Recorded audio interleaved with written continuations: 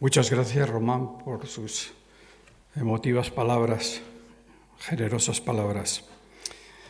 Bueno, fiel a la promesa que hice hace solo unos meses en este mismo espacio y en esta misma cátedra, y protegido, espero, por el escudo de Minerva, aquí estoy de nuevo cerca y agradeciendo a la USAL y a la Asociación de Alumni para decirles algunas palabras más y en sintonía con nuestra nueva Sociedad de Honor.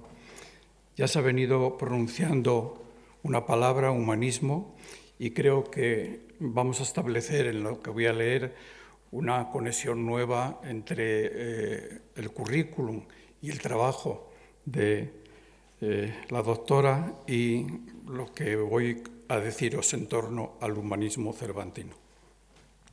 Siempre acaba Miguel de Cervantes retornando a nosotros, bien con su propia vida traspasada de zonas misteriosas, bien a través de sus obras.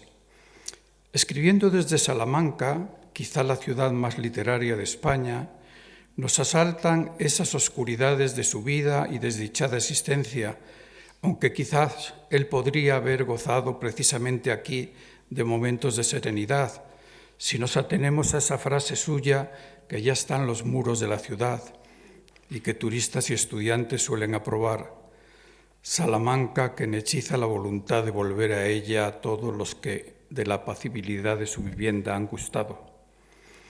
Esta frase la encontramos en su novela El licenciado Vidriera, en la que es curioso que también tenga un recuerdo entrañable para las ciudades de Italia, la segunda patria del escritor, de donde regresó transformado y donde modestamente también debo reconocer como mi segunda patria. También tiene Cervantes en esta obra un recuerdo tan vivo como radical para la poesía y los poetas. Por una parte, siguiendo el criterio del diálogo platónico de León, muestra una visión excelsa del tema, al decirnos que los poetas los llama Platón intérpretes de los dioses, pero poco antes arremete contra el infinito número de los mismos, pues son tan pocos los buenos como que casi no hacían número. Vamos a imaginar hoy que Miguel paseó por las arboledas de la orilla del Tormes, como los dos caballeros de su relato. Seguramente en una escapada pudo ser, pienso yo, desde Valladolid, cuando vivía en esta ciudad. Esa leve y presunta huella de su presencia nos conduce a unos días de serenidad en su vida, sustentados en la cultura, en los versos de Garcilaso que llevaba en su faltriquera y de tantos otros poetas que ya entonces habían cantado al Sacro Río Tormes. En 2016, en los días en que celebramos el 4º centenario de su muerte, retornó también públicamente la memoria de Cervantes en la búsqueda de su tumba en el convento de las Trinitarias de Madrid, en donde descansó para siempre pocos días después de escribir el delicioso prólogo a su Persiles, en el que algunos de sus párrafos enumerativos yo siento en ellos la resonancia del arranque del Orlando furioso de Ariosto. Ese breve prólogo, traspasado por el sentido de piedad y aceptación, nos remite a un valor para mí primordial de su obra, que es el de un humanismo de raíz evangélica, pero a la vez profundamente renacentista. En alguna ocasión ya he recordado que he sido un lector algo tardío de las obras de nuestro querido autor, y en concreto de su Quijote. Fue así porque no me impusieron de manera forzada y tempranamente su lectura en el colegio, pero sí recuerdo tener entonces entre mis manos una de aquellas ediciones de letra grande y texto resumido. Sin embargo, Cervantes, a través del mundo de algunas escenas del Quijote, siempre estuvo cerca de mi vida desde que tuve uso de razón. Esto se debió a que en el comedor de la casa de mi infancia mi padre había enmarcado una serie de láminas del Quijote y allí estuvieron en las 4 paredes del mismo, sorprendiéndome y subyugándome, ilustraciones muy coloreadas, recuerdo los azules y los verdes muy vivos de las mismas, que me abrían a otros mundos y que sin duda despertaron muy tempranamente mi imaginación. En aquellos tiempos de posguerra, el comedor de la casa solía ser siempre un espacio cerrado, a lo largo del día para los más pequeños. Por eso constituía siempre un acto tan misterioso como prohibido penetrar en aquella sombría estancia de contraventanas cerradas, sentir bajo los pies el crujido de la madera recién pulida, aspirar el profundo aroma a cera del suelo y luego contemplar en la penumbra aquellas 10 o 12 láminas que representaban, luego lo supe, algunos de los momentos más famosos del libro: la aventura de los molinos de viento, la nocturna vela de las armas en la venta, el arrebatado asalto del caballero con su espada a los pellejos de vino. Así que en verdad la atmósfera del Quijote está en el origen de mis contemplaciones. Luego, con el paso de los años, vino la lectura natural, progresiva de la obra de Cervantes, y en particular la de sus novelas ejemplares, lectura que de manera esporádica me ha acompañado siempre. Aunque no sea menor en mi interés por tardía otra lectura de estos últimos años, el Persiles, los trabajos de Persiles y Segismunda, y concretamente de la segunda mitad de este libro, aquella en que, partiendo de la marcha de los peregrinos desde Lisboa, llegan al esplendor de Roma, que Cervantes saludará con uno de sus más hermosos sonetos, el que arranca así: «Oh grande, oh poderosa, oh sacrasanta alma, ciudad de Roma, a ti me inclino, humilde y nuevo peregrino, a quien admira ver belleza tanta». He sido y soy un lector y no un especialista en Cervantes, por eso nada diré de lo mucho que representa su obra en el campo de la narrativa hispánica e internacional, en el nacimiento de la novela, o contemplada esta bajo una óptica muy amplia, ética y estética. Me ceñiré por eso a transmitirles algunas de mis impresiones generales, para terminar deteniéndome en un tema tan llamativo como misterioso, el de la posible relación entre Cervantes y Salamanca, y sobre todo en ese misterio de los misterios, que es el no saber si él pudo visitar nuestra ciudad a la vista de los múltiples y laudatorios recuerdos que para esta ciudad tuvo. Primordial es en este sentido el Quijote, pero ¿por qué anteponer este libro al Persiles o por qué entrar en comparaciones con sus deliciosas novelas ejemplares? ¿O por qué preferir, como algunos preferimos, las segundas partes de sus dos grandes libros a las primeras? ¿O por qué mostrar un gusto especial hacia algunas de sus novelas breves? En mi caso, por ejemplo, hacia el licenciado Vidriera. No ignoraremos por ello que esa valoración especial del Quijote proviene de un mérito que impone la madurez de su autor. Pensemos que Cervantes tenía ya 55 años cuando hacia 1602 escribe esta obra. No es raro por ello que en su libro decantase una buena parte de su riquísima experiencia vital y de su sabiduría. La sabiduría cervantina, esta me parece a mí la más sutil y esencial lección de sus libros, a veces lección muy soterrada. No olvidemos, pues, que por debajo del tono visiblemente humorístico, irónico, burlesco, divertido de las historias de caballeros andantes, del tono predominantemente aventurero del libro, repose siempre la sabiduría del autor, la que proviene sin duda de las muchas experiencias de su vida, pero también de la notable influencia de sus muchas lecturas y particularmente de culturas ajenas a la nuestra, como fueron la italiana y la morisca. Es obvio que la literatura de Cervantes no hubiera sido la misma sin las lecturas de Ariosto, Tasso, Bandello, pero sobre todo de Boccaccio y del esquema formal de su Decamerón. De Ariosto nos filtrará Don Quijote una opinión definitiva a través de las palabras del cura de su aldea en el momento del escrutinio de los libros. Al aludir nos dice al cristiano poeta Ludovico Ariosto, el cual si habla en su lengua dice, es decir, si no es traducido, si lo leemos en su lengua original, le pondré, dice Cervantes, sobre mi cabeza. Todo es pues sutil sabiduría en sus páginas, pero también, como vemos, formación lectora muy profunda, y siempre aparte de la española, salta en la misma página de los autores italianos Juan de Jáuregui, debemos recordar la que nace de sus años de cautiverio en Argel, otro sustrato cultural que él, antes y después de su liberación, había asimilado y refundido con la España de tintes moriscos, y muy concretamente en algunas de sus obras teatrales. Su conocimiento de los autores españoles lo damos por hecho desde las primeras letras aprendidas con su maestro Lope de Hoyos. Así que hay en sus páginas experiencia vital a chorros y atentas lecturas, pero al haber la sabiduría de que hablamos participa de otros componentes que son en este autor esenciales. Así, los tonos profundamente popular y humanista que laten en dichas obras. Porque además de esas experiencias foráneas, Miguel de Cervantes es un español consciente de serlo, conocedor de la historia pasada y presente de su país, así como de sus escritores. De esa influencia del pueblo y de los caminos, él extrae muchas cosas, como su riquísimo lenguaje.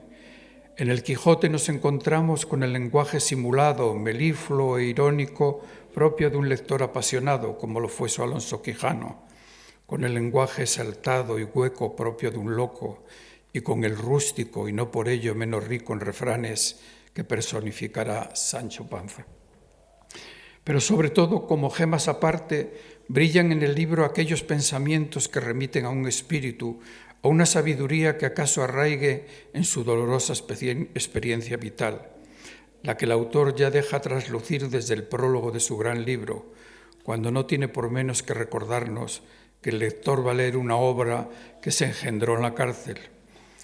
Recuerda pues esa lamentable etapa de su vida en Sevilla, su vergüenza, porque ella tuvo para él, sobre todo cuando supone de aprendizaje asumido.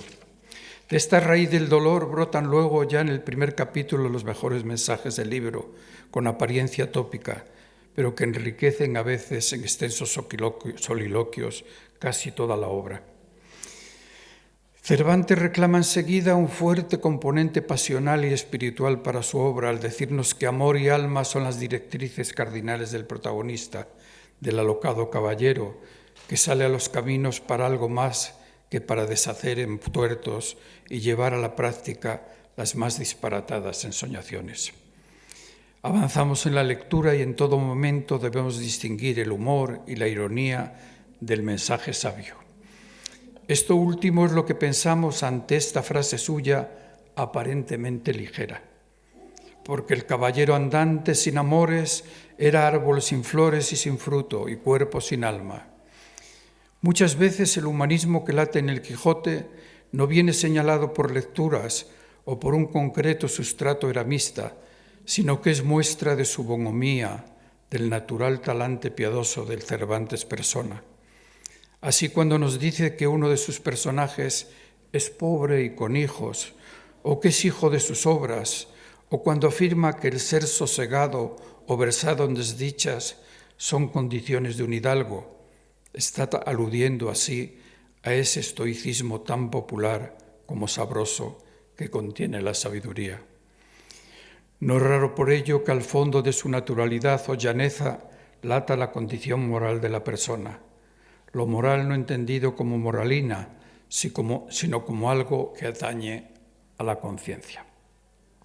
Por tanto, un ser humano sin moral es un ser sin conciencia y sin consciencia, añadiría yo. Es por ello, sigue diciéndonos, que el ser hombre de bien no es solo el único título que puede darse al pobre, sino el mejor título que puede aplicarse a cualquier ser humano. Con tono manriqueño, los de arriba y los de abajo, todos los seres humanos se allanan e igualan y enaltecen en la bondad. Por otra parte, nos matiza que la bondad no es sino el reflejo y consecuencia del amor. El amor, dice, el cual que todas las cosas iguala. El pozo de la sabiduría cervantina no sería nada sin la huella o aliento de la libertad que emana de sus obras. Unas veces esa libertad se nos muestra con desgarro y fuerza a través de determinados personajes, como el de la bella pastora Marcela, la cual, por sobrepasar su fama a su belleza, debemos considerarla igualmente sabia.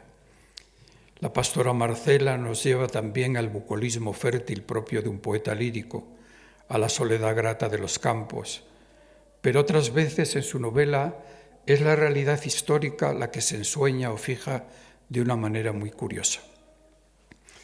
Avanza el escritor en edad y avanza ese tono humanista de su obra, la piedad, que concede el padecer y que le lleva a decir en la segunda parte, además que sobre estar enfermo estoy sin dineros, y a tal situación añade los enemigos visibles e invisibles que produce la envidia.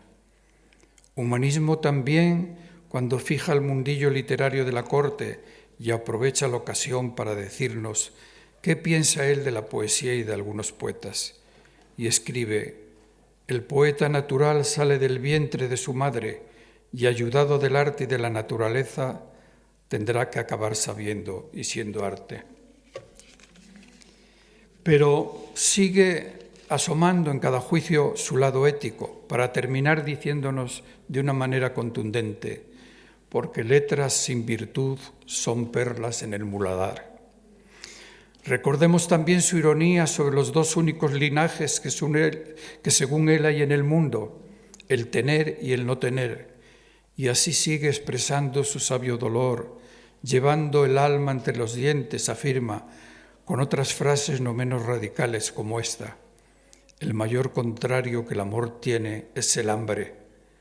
Es curioso esta alusión al contrario, a los contrarios, que también encontramos en el comentario a la llama de San Juan de la Cruz. En él ese ruego de que en el mundo llegue el día en que no haya y no luchen ya contrarios contra contrarios. Miradas de piedad y de desposesión, amor a los lugares silenciosos, como a esa casa que más parecía monasterio de cartujos. Pero le salvan de la sequedad y desdichas de su país sus recuerdos de Italia y sus lecturas. Por eso, para alabar las virtudes que deben, dice él, adobar a la sangre, citará a Policiano y de nuevo siempre a Ariosto.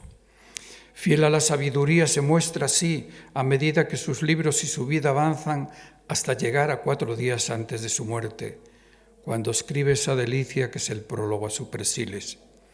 Pero antes ya nos ha dejado esta afirmación absoluta. Primeramente, oh hijo, has de temer a Dios, porque en el temerle está la sabiduría, y siendo sabio no podría errar en nada lo segundo. Has de poner los ojos en quien eres, procurando conocerte a ti mismo, que es el más difícil conocimiento que pueda imaginarse. Humanismo ahora que va mezclando con las más depuradas muestras de estoicismo. Así a su alabanza del silencio une otra invitación, muy curiosa y muy llana también. Anda despacio, habla con reposo. Se me disculpará que me haya detenido en este aspecto cervantino, el de su profunda sabiduría, que nace de la vida y de la más viva realidad, y que termine relacionándoles al autor con Salamanca. Esta relación lleva consigo un enorme misterio biográfico aún no resuelto, como he dicho, el de si estuvo alguna vez don Miguel en nuestra ciudad, y si estuvo, ¿cuándo fue? Lo suponemos por cuanto nos dice de ella en numerosas ocasiones. También pensamos si pudo cursar aquí estudios, como los hicieron otros dos grandes, Juan de la Cruz o Luis de Góngora, o simplemente empaparse de esa otra sabiduría que para él emanaba del prestigio de esta universidad. No tenemos pruebas fehacientes de esa visita de Cervantes a Salamanca, pero por cuanto él nos ha dicho de ella, bien pudo llevarla a cabo, o no puede a nosotros imaginarnos, no pudimos nosotros dejarnos de imaginar ese viaje. ¿Quién sabe? ¿Acaso acercándose en alguna ocasión a ella, quizá, como he dicho, desde su estancia por la proximidad en Valladolid?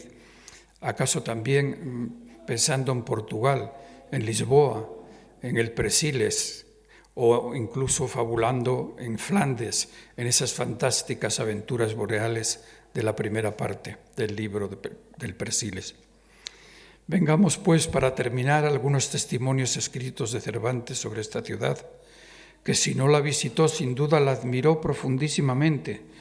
No es raro por ello que en alguna ocasión, para hablarnos de un estudiante, nos diga que vino de Salamanca vestido de pastor con su ganado y pellico, quitándose el hábito escolar. Uno de sus más representativos personajes, el cautivo, nos dice que tiene que ir a Salamanca para acabar sus comenzados estudios. En el mismo pasaje, Los 3 hijos de la casa parten de ella, uno de ellos para estudiar en Salamanca.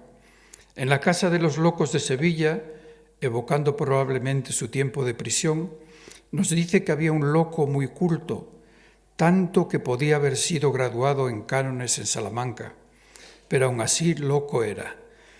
El hijo de otro de sus personajes, Bartolomé Carrasco, regresa a casa de estudiar en Salamanca, ya como bachiller, y venía aludiendo a la fama que ya había adquirido entre las gentes la primera parte del Quijote. Este dato es muy curioso, como Cervantes en la segunda parte ya alude al prestigio que en Salamanca y en general había tenido la primera parte de su libro. Bartolomé Carrasco regresa a casa de estudiar en Salamanca, ya como bachiller, sí. Es decir, ya vemos aquí cómo Cervantes funde la ensoñación del relato con una realidad que supuso el éxito que había tenido la primera parte de su gran novela. Habla de nuevo Bartolomé Carrasco para interrumpir una discusión que tiene con el cura y para decirle graciosamente: «Váyase y no se ponga a discutir conmigo, pues sepa que soy bachiller por Salamanca, así que no hay más que bachillear». Bachillerear, dice el diccionario de la Academia, hablar mucho e impertinentemente. De que Cervantes pudo estar en la ciudad del Tormes da muestra detalles muy precisos, así como cuando en uno de sus soliloquios Sancho Panza dice que buscar a Dulcinea por el Toboso es como buscar a bachiller por Salamanca. Quizá nos insinúa que los estudiantes bien podían estar en otro lugar que no fueran las aulas. Pero este realismo casi fotográfico lo encontramos en una de las novelas ejemplares con más carga salmantina, El licenciado Vidriera, y ya desde el arranque de la misma, paseándose 2 caballeros estudiantes por las riberas del Tormes, hallaron en ella, debajo de un árbol durmiendo, a un muchacho. ¿Quién de nosotros, paseando cerca de la orilla del Tormes, cerca del puente romano, entre sus arboledas, no ha podido haber visto esta estampa junto al río y sus árboles? Tomás Rodaja, el protagonista de esta novelita, declara: «Yo soy graduado en leyes de Salamanca, a donde estudié con pobreza». Pero junto a estos sesgos de realidad, lo que siempre retorna en su relato es el prestigio de esta universidad y de sus estudios. Otra forma de encontrarnos con la sabiduría que siempre persiguió Cervantes y con la necesidad de la formación de la que él hacía gala. Así, en medio de situaciones ligeras, nos encontramos con ecos muy cultos, cuando un hidalgo hace un repaso de los autores grecolatinos, que sin duda Cervantes leyó: Homero, Marcial, Virgilio, Persio, Juvenal, Tíbulo, al tiempo que nos dice que ha estudiado 6 años en Salamanca, aprendiendo las lenguas latina y griega. Esto también me recuerda a ese otro alumno prestigioso, Luis de Góngora, que salió de Salamanca conociendo no solo el latín y el griego, sino también el italiano y el portugués.